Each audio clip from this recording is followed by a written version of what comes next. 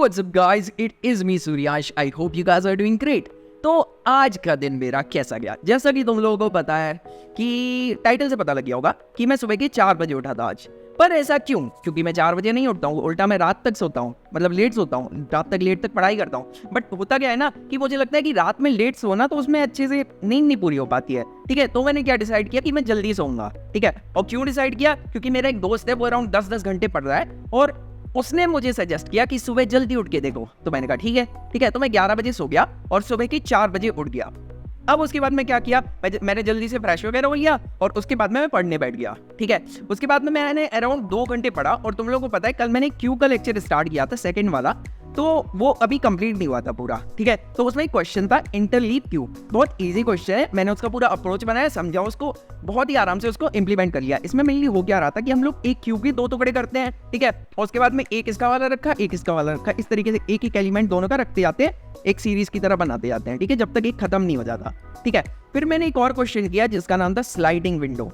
अब ये question hard question था स्लाइडिंग विंडो का। ठीक है, और इसका एग्जैक्टली मुझे नाम याद नहीं है, तुम लोग देख सकते हो यहाँ पे। तो ये क्वेश्चन थोड़ा सा हार्ड था मुझे समझने में। ठीक है, तो भले ही ये लेक्चर की केवल 20 मिनट 30 मिनट में था, मुझे इसको 2 घंटे लग गए ड्राई रन वगैरह करने में, पूरा समझने में। और ये काफी अच्छा क्वेश्चन है अगर तुम क्यू वगैरह प्रैक्टिस कर रहे हो। This is one of the most important thing कि जो तुम कर सकते हो अपने क्यू के कंसेप्ट को इंप्रूव करने के लिए। ठीक है, इतना सब करने के बाद 8 के अराउंड बज गए थे और फिर मैंने सोचा जल्दी से रेडी वगैरह हो जाए और उसके बाद में मैं ब्रेकफास्ट करके आया और मुझे आ रही थी अब नींद। तो अब मैं मैथ पढ़ने के लिए बैठा था, थोड़ा मैंने ट्राई भी किया कि पढ़ लूँ 20 मिनट के आसपास पढ़ा, फिर मैंने कहा बस बहुत हो गया। ठीक है, फिर मैं सो गया। ठीक है, और आधे घंटे सो लिया और उसके बाद में मैं चला गया कॉलेज। अब आज के दिन वैसे मेरे पास 4 लेक्चर्स होते हैं जिनमें मैं पढ़ सकता हूँ। मेनली वीटी का रहता है और एक अलग ग्राफिक्स वगैरह का लैब रहता है, तो उस टाइम पे भी मैं पढ़ लेता हूँ। तो मैंने क्या किया, उसमें मैंने एक क्वेश्चन किया वीटी वर्बल ट्रेनिंग वाले में मैंने क्वेश्चन किया डिकोड स्ट्रिंग। अब ये क्वेश्चन तुम लोगों को पता है कि मैं कल ट्राई कर रहा था काफी ज्यादा सॉल्व करने का, बट मुझे इसका एग्जैक्टली अप्रोच बिल्कुल नहीं समझ आ रहा था। ठीक है, मैं थक गया था तो समझ नहीं आया। बट आज मैंने जब इसको क्वेश्चन को ट्राई किया तो मैंने इसको रिकर्शन से बिल्कुल अच्छे से अप्रोच से बना लिया था। ठीक है, बट एग्जैक्टली सेम अप्रोच हम लोग स्टैक पे अप्लाई कर सकते थे। ठीक है, तो वो आइटरेटिवली हो जाता। ठीक है, तो रिकर्सिव सॉल्यूशन थोड़ा कम एफिशिएंट है एज कंपेयर टू स्टैक वाला। तो मैंने जब सॉल्यूशन बनाया पूरा अच्छे से समझा, मेरा कंसेप्ट बिल्कुल सही गया और क्वेश्चन मैंने अच्छे से सॉल्व कर लिया।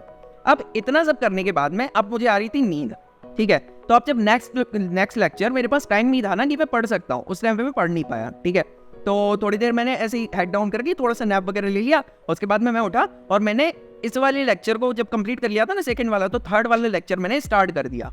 ठीक है, थर्ड वाले लेक्चर में एक क्वेश्चन था, ये काफी भयंकर अच्छा खासा क्वेश्चन है जिसका नाम है गैस स्टेशन, जो कि लीड कोड पे है, और सर्कुलर टूर जो कि जीएफजी पे है। ठीक है, अब ये दोनों क्वेश्चन एग्जैक्टली सेम है और इसका मैंने अप्रोच समझने में अराउंड 1 से 1.5 घंटा लगा दिया और फिर भी मुझे अभी इसको ड्राई रन करना है, पूरा समझना है, उसके बाद इसको इंप्लीमेंट भी करना है। तो ये काफी अच्छा क्वेश्चन है और यही करते करते फिर उसके बाद में मेरा टाइम ओवर हो गया था, तो इसके अलावा मैं कुछ नहीं पढ़ पाया।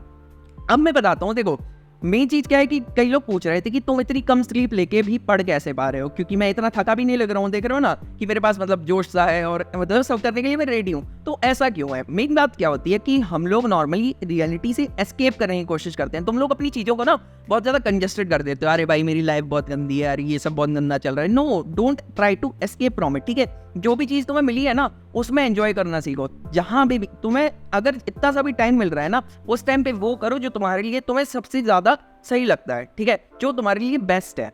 अगर तुम इस तरीके से सोचोगे कि भाई जो लोग हमको बता रहे हैं वही करते रहे हम ये वो, भाई तुम रेट रेस में मत भागो। That's the worst thing you can get. ठीक है, क्योंकि मेन चीज क्या है, अब अगर तुम लोगों की बातों में आते रहोगे कि भाई ये करना चाहिए तुम उसमें लग गए, अब ये करना चाहिए तुम उसमें लग गए ना, ऐसा मत करो। अपने हिसाब से चीजों को चूज करो और उसके हिसाब से चलो। कोई भी तुम्हारी लाइफ के डिसीजंस तुमसे अच्छे से नहीं ले सकता। And I guess that's it for today, बहुत ज्ञान हो गया। And see you then. और बताओ तुम लोगों का दिन कैसा गया? Bye bye. हाँ।